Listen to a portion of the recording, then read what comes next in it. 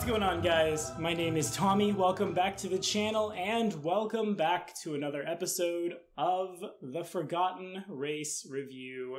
Today, at the request of one Derpy Cornucopia, who may also be known as Idaho Boros in other places, and I'm pretty sure this is the same guy who streams Kingmaker on Facebook, we're brewing up ourselves the Yithian for Pathfinder 1st edition. If you guys are liking what you're seeing, remember, be sure to like and subscribe for more content, and remember that patronage at any tier, if you have a request for this series or any other series, will get you to the front of the line. Today, this episode of The Forgotten Race Review was brought to you in part by DM Glorindil.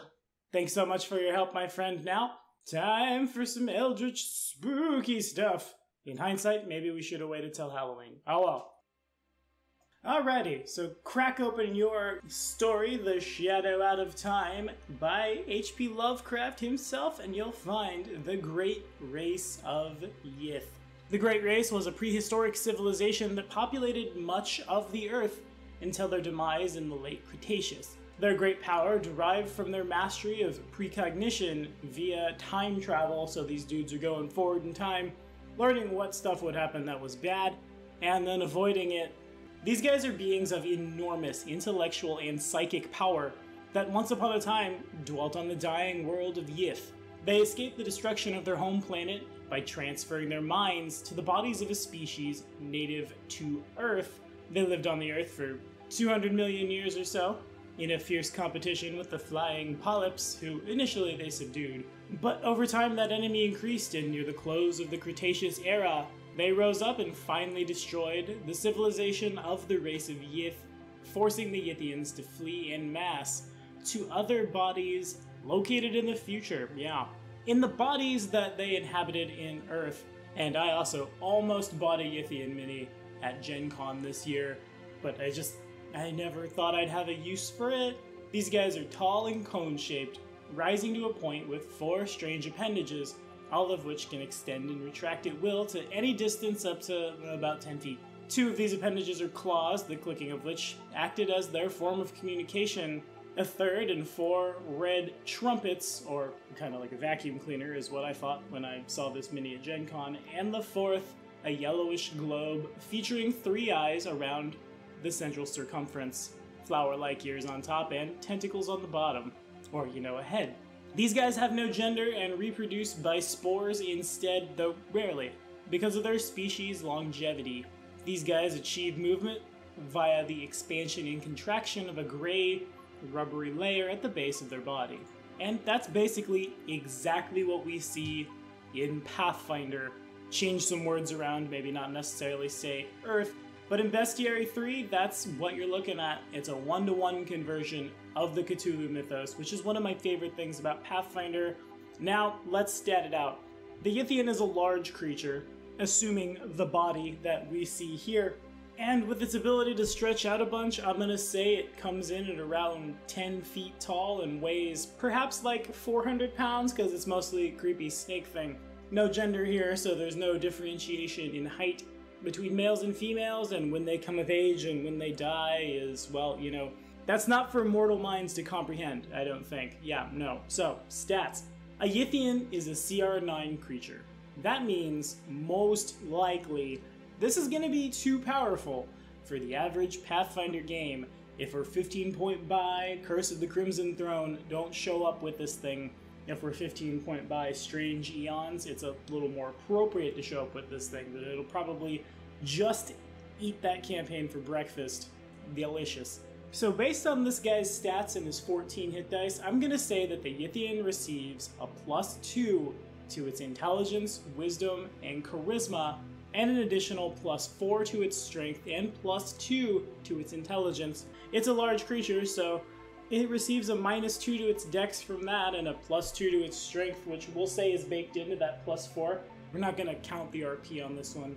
Some of it's not countable, it's going to be high. But also, we're looking at a large aberration with blind sense 60 feet, dark vision 60 feet, all-around vision, and a base speed of 20 feet with a climb speed of 10 feet.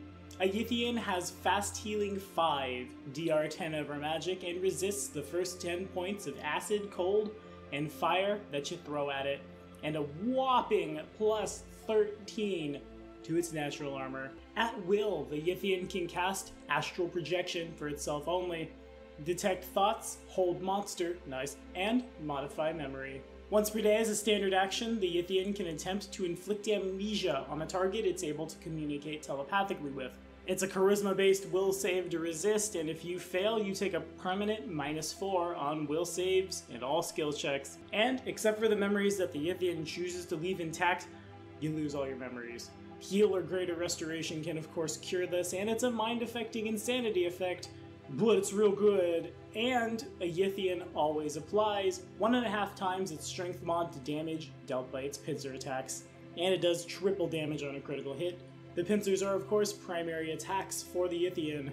Those are its only attacks, which deal 2d8 points of damage. Fun. The Yithian also treats all knowledge skills as class skills, and as a full round action, it can trade minds with another living creature it's able to communicate telepathically with. This ability functions like Magic Jar, except the two minds trade bodies. An unwilling target resists with a charisma-based will save again, after which that particular Yithian can't attempt to swap minds again for a day. The Yithian can end the effect of this mind swap at any time and over any distance as a full round action, instantly returning both minds to the proper bodies. But if the Yithian wishes, it can attempt to use its amnesia power on the other mind as a free action when it ends the mind swap in this way. Nice. Got a bad guy, need to know what they're doing, swap minds with them, make them forget it happened. Super good, super powerful, super scary, to tell you the truth. And you know what else? If we crack open the occult bestiary, we see at CR 13 the Yithian Elder. To become a Yithian Elder, looks like we're increasing our strength, int, wiz, and sha all by 2. We retain the same DR, our natural armor actually goes up by 2, so that's cool. And we get a whole lot of new abilities that use psychic magic.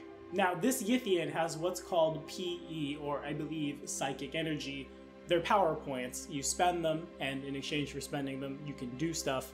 A Yithian Elder has 19 hit dice and 22 PE. So I'm gonna say that your Yithian Elder has a pool of psychic energy equal to its hit dice plus 3.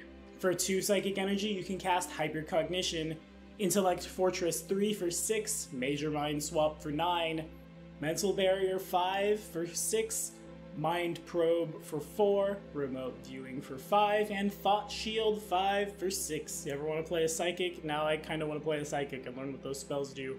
Anywho, in addition to all the fun stuff we had before, a Yithian Elder also gets Mental Projection, which allows it to cast Major Mind Swap on creatures in other times and places, even if the target creature is of a different race.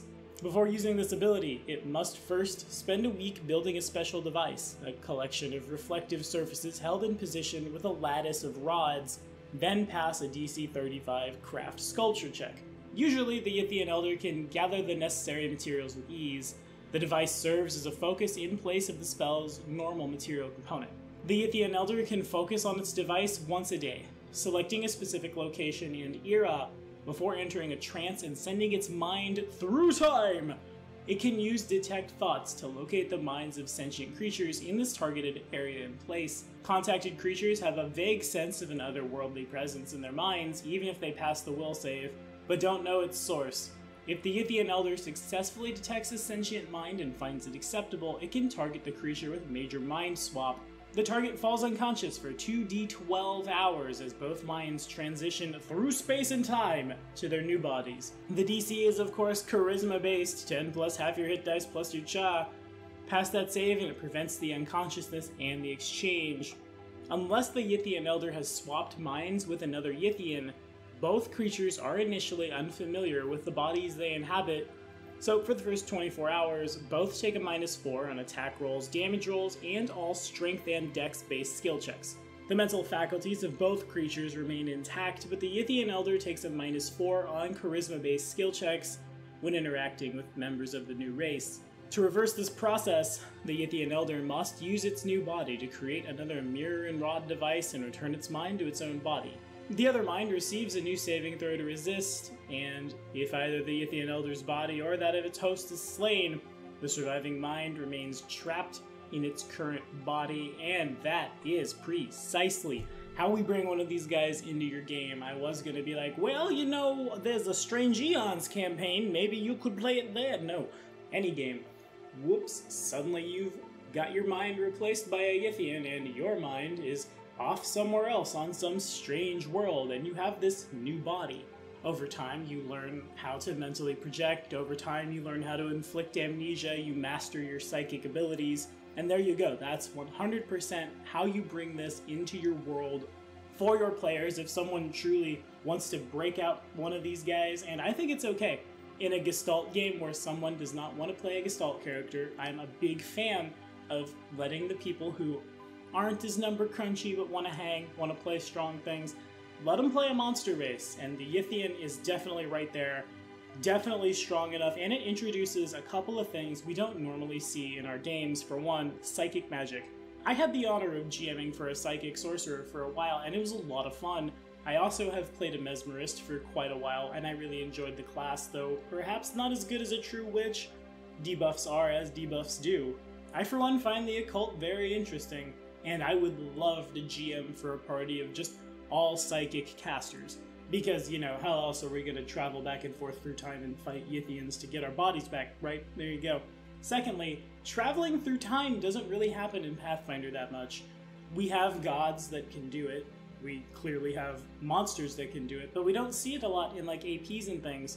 Here's a good way to introduce it in your world. This can drive home to your players that the consequences of their actions exist. It's kind of like the butterfly effect, except, you know, Ashton Kutcher isn't here, and because you didn't kill that bandit, he burned that town to the ground, and the future savior of the human race was never born. Good job, dude. Anyway, that's all I got for today. What do you guys think about this race? Would you play this race? Would you let your players play this race? And have you ever used one as a monster in your games? Let me know.